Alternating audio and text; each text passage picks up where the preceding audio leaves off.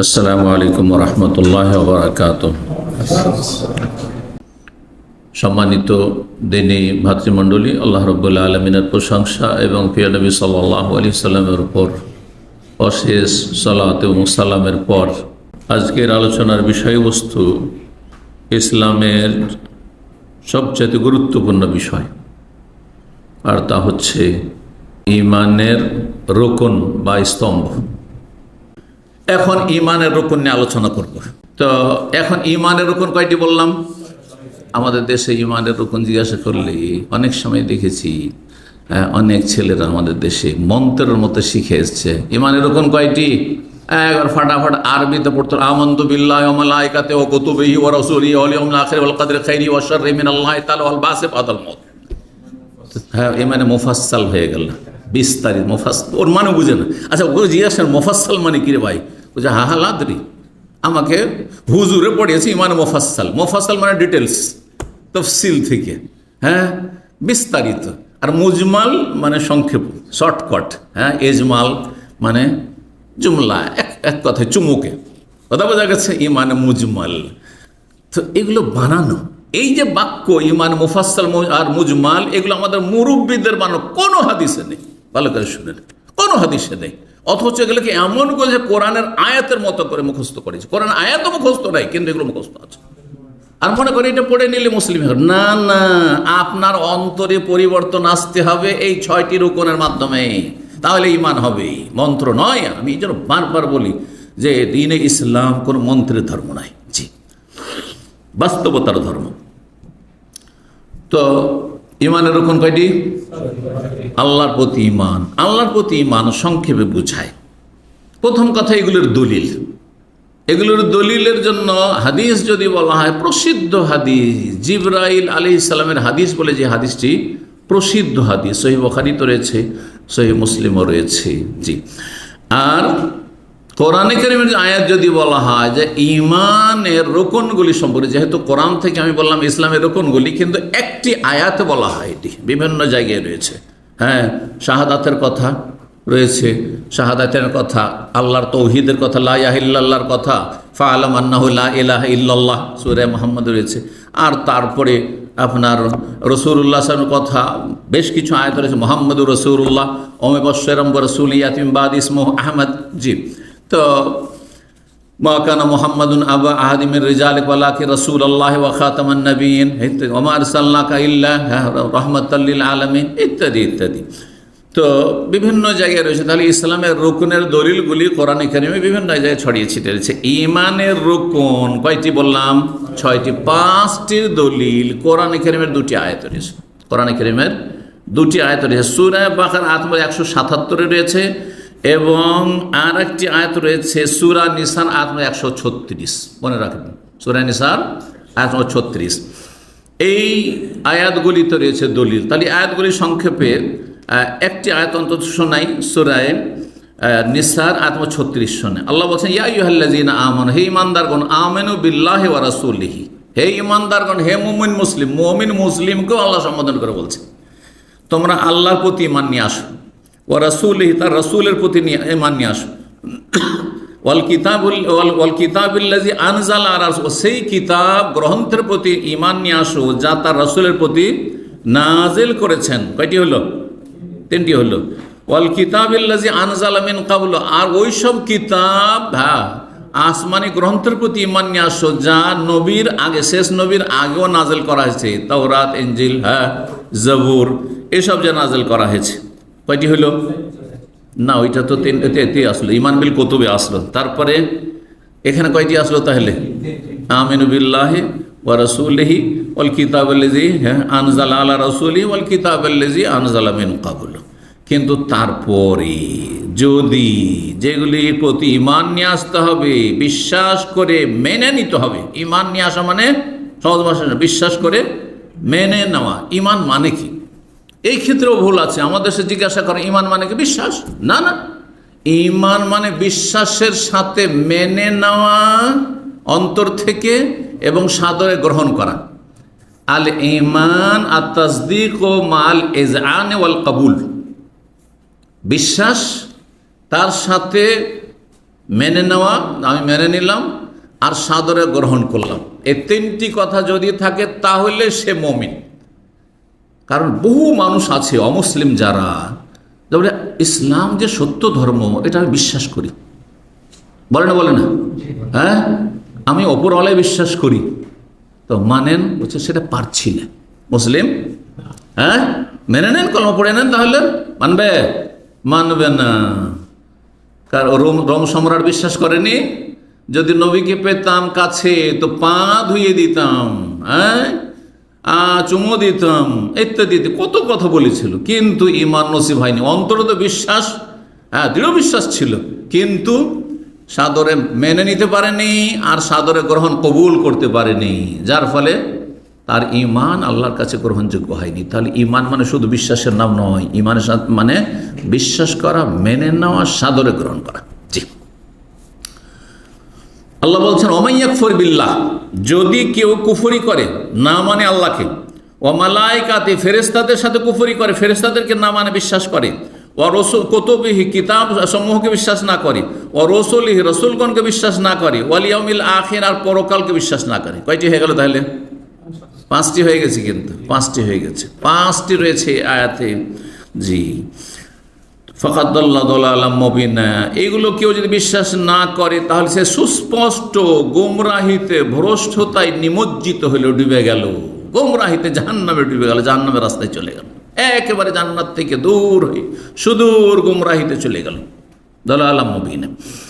লাইসাল বিররা আন তুওয়াল্লু ওজুহাকুম কিবালাল মাশরিক ওয়াল মাগরিবি ওয়ালাকিন্নাল বিররা মান আমানা বিল্লাহি ওয়াল মালাইকাতি ওয়াল কিতাব ওয়ান নাবিয়িনা। এইভাবে আল্লাহ রাব্বুল আলামিন সেখানে 5টি সেখানেও বর্ণনা করেছেন। সূরা বাকারা 177 বললাম। জি, তাহলে আমরা দলিল নিয়ে আলোচনা করলাম। এখন আল্লাহর প্রতি ঈমান সংক্ষেপে পূর্ণ হবে কোন কোন দিক থাকলে, যে বলবেন হাত তুললেন। আপনারা তো খুব মনে করছেন খুব সহজ। ঈমানের রুকন তো সহজ। ঈমানের প্রথম রুকন কি? হ্যাঁ, আল্লাহর প্রতি ঈমান। আল্লাহর প্রতি ঈমান কমপ্লিট হবে 4টি বিষয় যদি আপনার মধ্যে থাকে, তাহলে 4টি দিক অবশ্যই থাকতে হবে। 4টির 3টি থাকলে আপনি মুমিন মুসলিম না, 4টি থাকতে হবে। আপনার মধ্যে আছে, যেহেতু আপনি খাঁটি একজন মুসলিম, আপনাদের মধ্যে অবশ্যই আছে, না হলে মুসলিম হইতে পারবেন না। কিন্তু আপনি বলতে পারছেন না, যেহেতু আপনার সে সম্পর্কে চর্চা নেই, লেখাপড়া নেই, সূক্ষ্মভাবে লেখাপড়া আমরা করি না আসলে আকীদা নিয়ে, হ্যাঁ, ঈমান নিয়ে। জি, 4টি বিষয়। 4টির মধ্যে 3টি হচ্ছে তাওহীদের 3টি প্রকরণ, হ্যাঁ, 3 কিসিম, আর একটি হচ্ছে আল্লাহর অস্তিত্ব। 1 নম্বর আল্লাহর অস্তিত্ব বিশ্বাস করা। কি করা? আল্লাহর অস্তিত্ব বিশ্বাস করা। আল্লাহ আছে, নাস্তিক বলছে আল্লাহ নেই।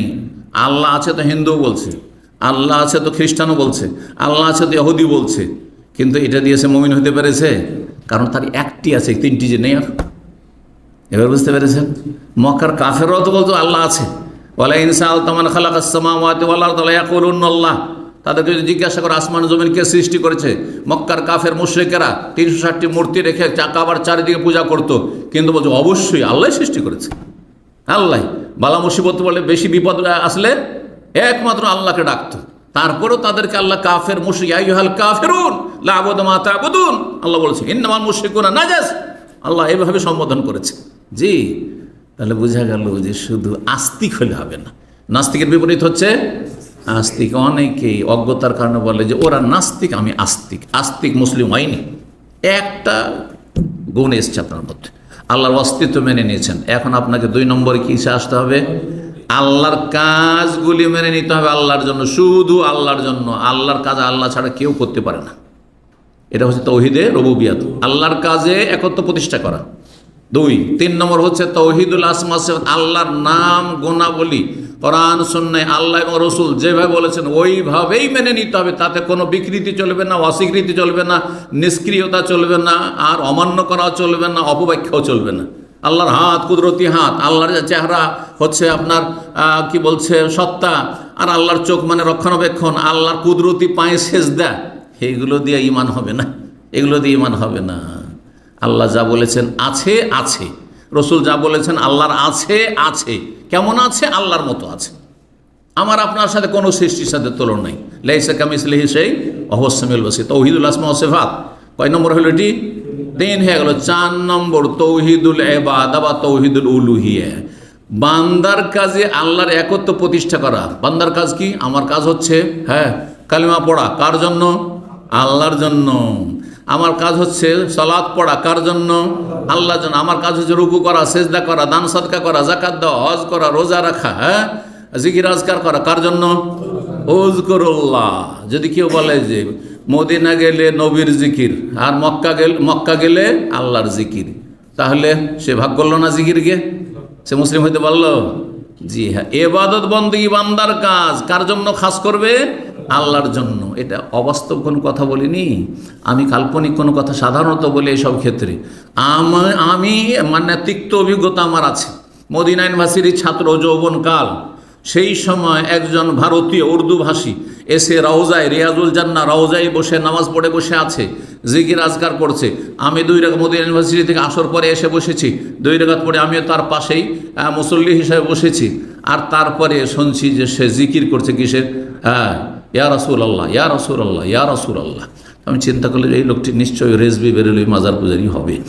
তো বললাম যে ভাই আপনি যে উর্দুটাকে বাংলা বলি আপনার যাতে তর্জমা না করতে হয় বারবার, তো বললাম যে ভাই আপনি যে এটা বলছেন, কি বলছেন? এটা বলছে আমি জিকির করছি। বলছি কার জিকির? রসুলের জিকির। আল্লাহ বলছি কার জিকির? রসুলের জিকির করছি। তা বললাম জিকির রসুলের না আল্লাহর জিকির করতে হবে? তো এত রেগেছে আমার, বলছেন আমাকে শেখাতে আসবেন না, কারণ ও মুরব্বী, 60-এর ঘরে তার বয়স, আর আমি তখন 25 বছরের। তো বলছে আমাকে শিখাতে আসবেন না, আমাকে বড় হুজুর আমাকে শিখিয়ে পাঠিয়েছে, ওই সেই হায়দ্রাবাদ থেকে, হায়দ্রাবাদে বাড়ি, সেখান থেকে শিখিয়ে পাঠিয়েছে। কি শিখিয়ে পাঠিয়েছে বাবা? তো বলছে আমাকে বলেছে মক্কা গেলে আল্লাহর জিকির করবা আর মদিনা গেলে রসুলের জিকির করবে। অথচ আল্লাহ কোরআনে বলছে উযকুরুল্লাহ যিকরান কাসীরা ফাযকুরুনি, আমার জিকির করো। জিকির হচ্ছে ইবাদত। ইবাদত কার জন্য? এক আল্লাহ। তাবুদ, ইবাদত করবেন না ইল্লা ইয়া, একমাত্র। কার ইবাদত করবে? আল্লাহর। কোথায় তাওহীদ, কোথায় আকীদা? কিছুই নেই। তাহলে এইসব নামাজ, রোজা, হজ কোনো কাজে আসবে? কোনো কাজে আসবে না। আল্লাহ যেন বোঝার তৌফিক দান করেন। কি বললাম? আল্লাহর প্রতি ঈমান কমপ্লিট হবে কয়টি বিষয়ের মাধ্যমে? 4টি বিষয়ের মাধ্যমে। বলবেন না কিন্তু, কারণ এইটাই তো ফাউন্ডেশন। আল্লাহর অস্তিত্ব মেনে নেওয়া, আল্লাহর রুবুবিয়াতকে মেনে, আল্লাহর কাজকে আল্লাহর জন্য মেনে নেওয়া, আল্লাহর নাম গুণাবলী তার জন্য সুনির্দিষ্ট রাখা, আর তারপরে যাবতীয় ইবাদত বন্দেগী আল্লাহর জন্য খাস করা, সুনির্দিষ্ট করা। জি। 2 নম্বর মালায়েকাতে, আল্লাহর ফেরেশতাগণের প্রতি বিশ্বাস। মালায়েকা, মালাকের বহুবচন। জি। যেসব ফেরেশতাদের নাম আল্লাহ উল্লেখ করেছেন অথবা রাসূল সাল্লাল্লাহু আলাইহি ওয়াসাল্লাম উল্লেখ করেছেন, নাম ধরে বিশ্বাস রাখা। আর বাকি অসংখ্য ফেরেশতা আল্লাহ সৃষ্টি করেছেন যাদের নাম জানি না, কিন্তু আমরা অসংখ্য ফেরেশতা যে আল্লাহ সৃষ্টি করেছেন এর প্রমাণ কোরআন হাদিসে পাই, সেজন্য আমরা বিশ্বাস করি। আর তাদেরকে আমরা দেখি না, তারা আমাদেরকে দেখে। বুঝতে পেরেছেন না? জি। আর বিভিন্ন দায়িত্বে তারা নিয়োজিত আছে, ডিউটি পালন তারা করতে আছে, যাদের নাম জানি। ফেরেশতা, ফেরেশতাদের প্রধান জিবরাইল বা জিবরিল, 2 ভাবে উচ্চারণ করা যেতে পারে। তারপরে মিকাইল বা মিকালা, সূরা বাকারাতে মিকালা নাই, জিবরিল ওই রকমই জিবরাইল, আর ওই রকমই মিকালও বলা যেতে পারে। তারপরে এই দুটো তো কোরআনে কারিমে রয়েছে। আর মালাকুল মওত কোরআনে রয়েছে। আজরাইল কোথাও আছে? আপনারা যে আজরাইল বলছেন, মালাকুল মওত কি আজরাইল কোথাও আছে? কোনো আয়াতে তো কিয়ামত পর্যন্ত পাবেন না, কোনো হাদিসে কিয়ামত পর্যন্ত খাইতে পারবেন, এটাও শুনে কোনো হাদিসও পাবেন না আপনি এই আজরাইল নামটি। কথা বোঝা গেছে? তাহলে আমাদের দেশের যে বক্তা সমস্তই আজরাইল আজরাইল, কোথায় বলেন আজরাইল? না, আজরাইলও নেই আর ইসরাইলও নেই। কি আছে? মালাকুল মওত। মালাকুল মওত আল্লাহ বলছেন সূরা সাজদা, কুল ইয়াতাওয়াফাকুম মালাকুল মওতিল্লাযী ওয়াক্কালা বিকুম, হে নবী বলে দাও তোমাদের আত্মাগুলি গ্রহণ করে, নিয়ে যায় আল্লাহর কাছে মালাকুল মওত। মওতের দায়িত্বশীল প্রধান যিনি, ওই ফেরেশতা মালাকুল মওত। আল্লাযী ওয়াক্কালা বিকুম, যাকে এই দায়িত্ব ন্যস্ত করা হয়েছে। জি। তো মালাকুল মওত হয়ে গেল। তাহলে 3টে কোরআনে পেলেন।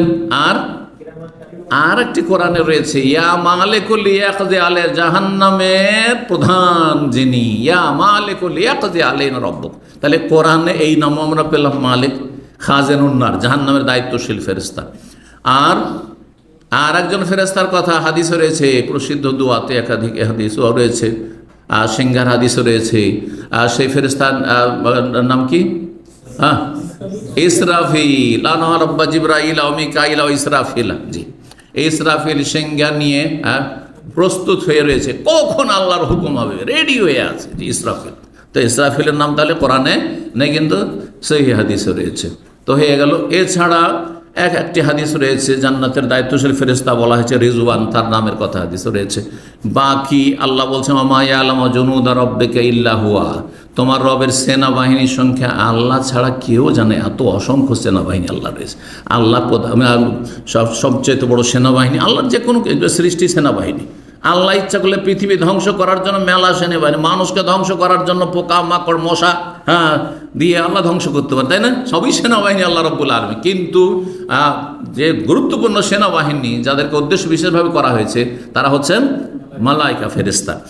তো এই ফেরেশতার কথা হলো 2 নম্বর। 3 নম্বর হচ্ছে আল্লাহর আসমানি কিতাবগুলির প্রতি বিশ্বাস রাখা। আগের কিতাবগুলির প্রতি সংক্ষেপে বিশ্বাস রাখতে হবে যে এগুলি আসমানি কিতাব, যেগুলি কোরআন হাদিস দ্বারা প্রমাণিত যে আসমানি গ্রন্থ, সেগুলিকে ওহী বলবেন আসমানি গ্রন্থ।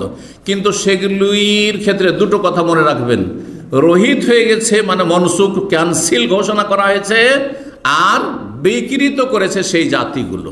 তাওরাত, জবুর, ইনজিল এগুলো বিকৃত করেছে সেই জাতিগুলো, আর আল্লাহ সেগুলিকে কি করেছেন?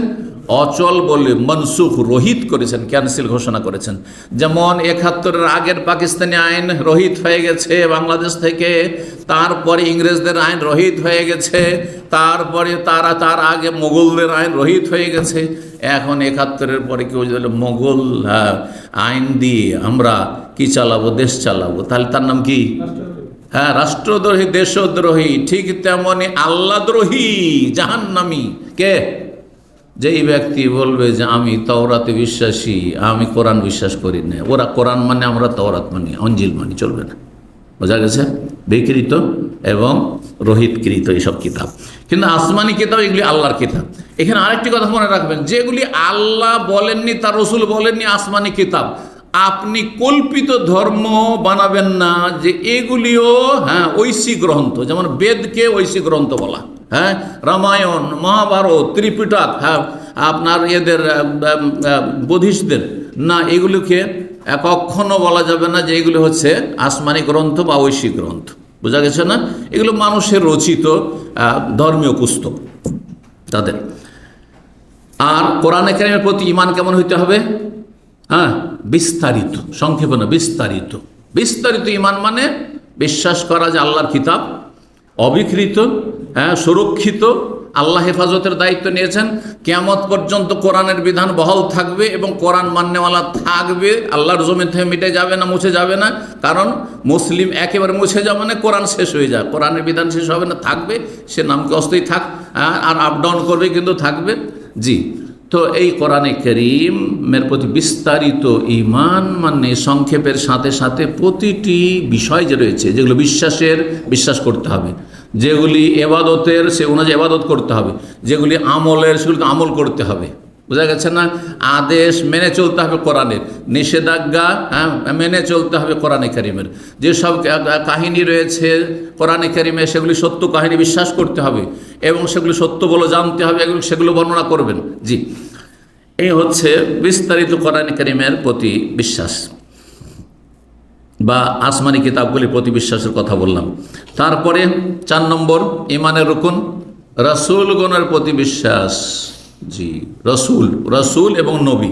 রসুল এর নবী দুটো ভাষা রয়েছে। রসুলের সংখ্যা সীমিত, কিন্তু নবীর সংখ্যা অসংখ্য, 1 লাখের বেশি, 1,24,000 অথবা তার কম বেশি। যেমন কিছু হাদিস দ্বারা পাওয়া যায় নবী ছিলেন, কিন্তু রসুলদের সংখ্যা 300-এর বেশি হইতে পারে, যেমন বলা হয়েছে। তো এই রাসূলগণ যাদের কাছে শরীয়ত এসেছে, কিতাব এসেছে এবং তারা দাওয়াতের কাজ করেছেন। নবী যারা আগের যিনি রসুল এসেছেন তার কিতাবকে সামনে রেখে তার কিতাবের দাওয়াত দিতে থেকেছেন। যেমন মুসা আলাইহিস সালাম রসুল, কিন্তু হারুন তার ভাই হচ্ছেন নবী, এইভাবে। ইব্রাহিম আলাইহিস সালাম রসুল, কিন্তু তার ছেলেরা, বিশেষ করে ইসহাক, ইউসুফ, এরা ইয়াকুব, এরা হচ্ছেন বংশধর, তারা হচ্ছেন নবী। জাকারিয়া, ইয়াহিয়া, তারা নবী। ঈসা আলাইহিস সালাম রসুল। জি, এইভাবে। তো নবী রসুল গণের প্রতি বিশ্বাস রাখতে হবে। অনেক নবী রসুল এসেছেন, কিন্তু আমরা যাদের নাম জানি তাদের নাম ধরে বিশ্বাস করব। আর যাদের নাম জানি তাদের সংখ্যা কোরআনে কারিমে কয়জন রয়েছে?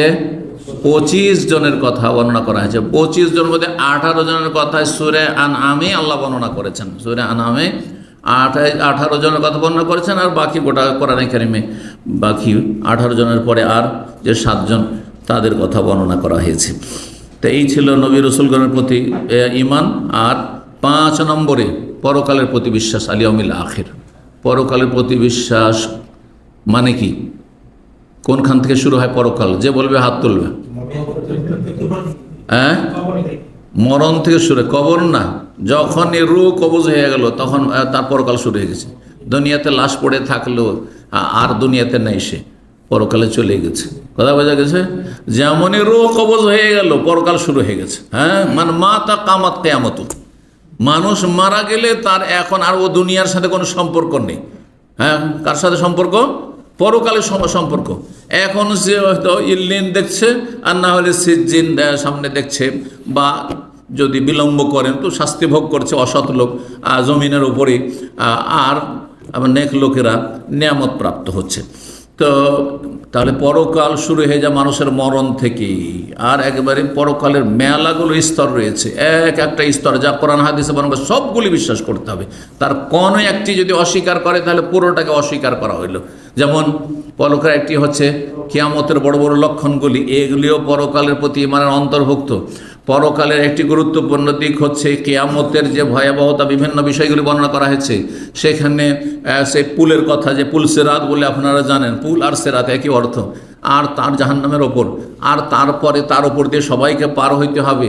সেখানে দাঁড়ি পাল্লা থাকবে। কেউ যদি বলে আমি সবই মানি, কিন্তু দাঁড়ি পাল্লার নাকি কেমন করে ওজন হবে এটা বুঝি না। ও থার্মোমিটার বুঝে, তাপমাত্রা বুঝে, যে এখন কত ডিগ্রি চলছে, আর ঠান্ডা কত হচ্ছে, অথবা বাতাসের গতি কত চলছে, সব বুঝে নিল সায়েন্সের যুগে। আর সে কিয়ামতের এগুলো অদৃশ্য, সেগুলো বিশ্বাস করে সে মুসলিম নাই। জি। তো যেগুলো আল্লাহ বর্ণনা করেছে, রাসূল বর্ণনা করে, সব বিশ্বাস করতে হবে। একেবারে জান্নাত জাহান্নাম পড়ে, ফারিকুন ফিল জান্নাহ ও ফারিকুন ফিস সাইর। এবং জান্নাত জাহান্নামে যা কিছু রয়েছে, নিয়ামত আর সাজা যা কিছু রয়েছে, আল্লাহর দিদার, আল্লাহর সাক্ষাৎ, আল্লাহর দর্শন, সব এগুলো পরকালের অন্তর্ভুক্ত। কবরের নিয়ামত, আযাব, জিজ্ঞাসা ইত্যাদি, সওয়াল জবাব, মুনকার নাকির, সব এগুলি পরকালের প্রতি ঈমান অন্তর্ভুক্ত। 6 নম্বর তাকদীরের প্রতি ঈমান। ঈমানে যে 6টি রুকন, 5টির দলিল তো বলেছে। সূরা বাকারা 177 আর সূরা নিসার 100 কত বললাম 36, মানে সূরা বাকারা, সূরা নিসার 136। আর তারপরে এই তকদিরের দলিল কি? তকদিরের সূরা কামারের আয়াত নম্বর 49, আল্লাহ ইন্না কুল্লা শাইইন খালাকনাহু বিকদার। আল্লাহ বলছেন নিশ্চয় আমি প্রতিটি বস্তুকে, বস্তু শুধু মানুষের তকদির না, প্রতিটি জিনিস, আল্লাহ যা কিছু, আল্লাহ ছাড়া যা কিছু পৃথিবীতে আছে, পাহাড় পর্বতই হোক, আর সূর্য চন্দ্রই হোক, আর গাছপালাই হোক, আর যা কিছুই হোক না কেন, কুল্লা শাইইন, সেই আল্লাহ ছাড়া যা কিছু পৃথিবীতে আছে সবই হচ্ছে সেই। প্রতিটি বস্তুকে, প্রতিটি বিষয়কে আমি সৃষ্টি করেছি বেকাদার, তকদিরের সাথে। সহজ ভাষা, ইসলামের ভাষায় বললাম তকদিরের সাথে, মানে সুপরিমিতভাবে। তকদির মানে কি? সুপরিমিত রয়েছে। আমার পরিমাণ নির্ধারণ আছে, আমার রিজিক নির্ধারণ আছে, কেউ কেড়ে নিতে পারবে না।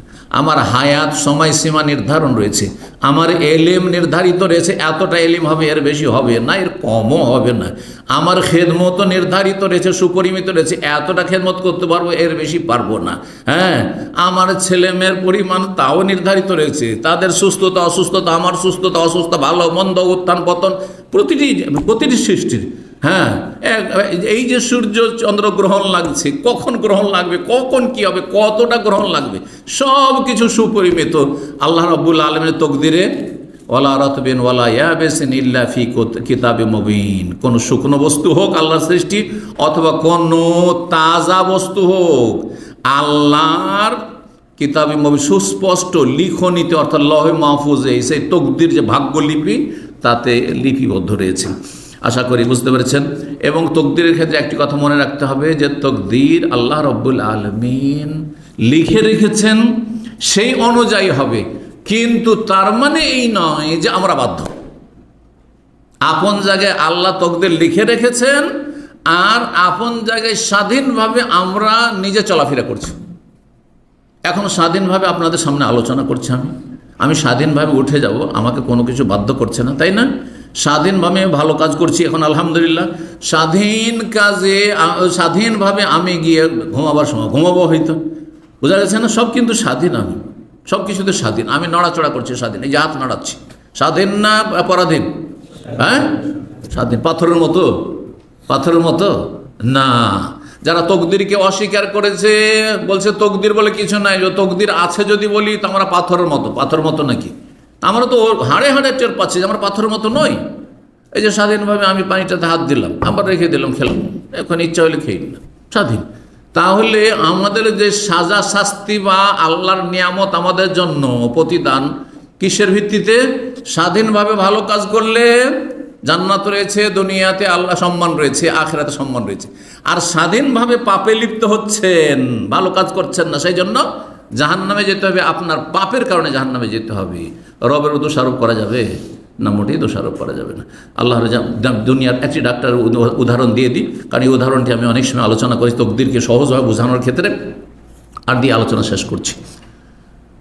আজকাল অনেক ডাক্তার আছে, যখন কোনো সিরিয়াস রোগীকে নিয়ে যাওয়া হয় তখন বলে যে এর চিকিৎসা করে লাভ নেই, ডান একটু ভালো ভালো খাওয়ান। এটা অনেক আগে থেকে শুনে আসছে, আমরা ছোটোকাল থেকে শুনে আসছি যে অমুক রোগীকে আমাদের অঞ্চলে বা গ্রামে নিয়ে যাওয়া হয়েছিল। ডাক্তার বলেছে যে একে 3 দিনের বেশি বাঁচাতে পারবেন না, বাঁচবে না, যা পারবেন তাড়াতাড়ি করে একে ভালো করে খাওয়িয়ে দেন, হ্যাঁ, পরিচর্যা করেন, এর চিকিৎসা করে খরচ করে লাভ নেই। এই 3 দিন যে বলেছিল, 3 দিনে মারা গেল। কোনো বোকা লোক আছে হ্যাঁ বিশ্বে যে বলবে যে ডাক্তারের দোষে মারা গেল? আছে? কি বলবে? আরো ডাক্তারের প্রশংসা করে আকাশে উঠিয়ে দেবে। হ্যাঁ, কত ভালো ডাক্তার, 3 দিন বলেছে, 3 দিনেই থাকলো, 3 দিনের বেশি বাঁচলো না। কথা ঠিক না? তো রব্বুল আলামিন আমার আপনার সম্পর্কে যে বলে দিয়েছেন অগ্রিম, হ্যাঁ, যে এ জান্নাতি, এ জাহান্নামী, এ ভালো মানুষ, এ খারাপ মানুষ, এ সহি আকীদার, এ বদ আকীদার, এ নাস্তিক, হ্যাঁ, আমার কি দোষ? না না, আপনার দোষ। এখানে আল্লাহর কেন, আল্লাহর কেন দোষ চাপাচ্ছেন আপনি? কেন আল্লাহর প্রশংসা করছেন না? অথচ আল্লাহর একটা অসহায়, হ্যাঁ, ক্ষুদ্র বান্দা একটা ডাক্তারের আর অভিজ্ঞতার আপনি প্রশংসা করছেন। আল্লাহ বুঝার তৌফিক দান করেন। সোজা অন্তর যদি থাকে তো রবের কি করবে? কদর করবে, রবের যথাযোগ্য মর্যাদা দেবে। আর অন্তর যার বাঁকা, অন্তরে যার বক্রতা রয়েছে, অন্তরে যার ব্যাধি রয়েছে, অমা কাদারুল্লাহ হাক্কা কাদরিহি, যথাযোগ্য আল্লাহর মূল্য দেয় না তারা। আল্লাহ যেন বুঝার তৌফিক দান করেন এবং ঈমান ইসলামকে আমাদের সুন্দর করার তৌফিক দান করেন। এই যে ঈমানের 6টি বিষয় বললাম, এই ঈমানগুলি যত মজবুত হবে, আল্লাহর প্রতি ঈমান যত মজবুত হবে, পরকালের প্রতি যত ঈমান মজবুত হবে, জান্নাতকে চোখের সামনে দেখছেন, জাহান্নামের আগুনকে চোখের সামনে দেখছেন, যত বেশি মজবুত হবে তত নামাজের কোয়ালিটি ভালো হবে না, তত আখলাক চরিত্র ভালো হবে না, তত স্বামী স্ত্রী সম্পর্ক ভালো হবে না, তত হালাল রুজি বেশি খাবেন না, তত হারাম থেকে বেঁচে থাকবেন না, তত হারাম দেখা থেকে বেঁচে থাকবেন না, তত আপনি চরিত্র নষ্ট করবেন না, তত ভালো কাজ করবেন আপনি। হ্যাঁ, কারণ আপনার সময় সীমিত, চিন্তা করুন তো। এই জন্য বললাম যে ভিতরের সাথে সম্পর্ক ঈমানের, কিন্তু যত ঈমানের কোয়ালিটি ভালো হবে তত বাহ্যিক আমলগুলি মানুষের ভালো হবে, তার বাস্তব জীবনে তার প্রতিফলন ঘটবে। আল্লাহ যেন বোঝার তৌফিক দান করেন এবং নেক আমলে তৌফিক দান করেন এবং এই ইসলামের মৌলিক বিষয়গুলি যেগুলি ইসলামের ভিত, এগুলির ওপর আমাদেরকে নেক আমলের ভিত্তি স্থাপনের যেন তৌফিক দান করেন এবং আল্লাহ যেন জান্নাতে সুউচ্চ মর্যাদা দান করেন, জান্নাতুল ফিরদৌস দান করেন, জাহান্নামের আযাব থেকে রক্ষা করেন, কবর আযাব থেকে রক্ষা করেন। আমাদের আত্মীয় স্বজন, আপনজন, প্রিয়জন, মুসলিম ভাই বোন, তাদেরকে আল্লাহ রাব্বুল আলামিন যারা হেদায়েতের পথে রয়েছে আল্লাহ তাদেরকে জান্নাতুল ফিরদৌস দান করেন, যারা গোমরাহ হয়ে রয়েছে তাদেরকে হেদায়েত দান করেন, যারা মজলুম নির্যাতিত তাদের সাহায্য করেন। সুবহান রাব্বিকা রাব্বিল ইজ্জাতি আম্মা ইয়াসিফুন ওয়া সালামুন আলাল মুরসালিন ওয়াল হামদুলিল্লাহি রাব্বিল আলামিন।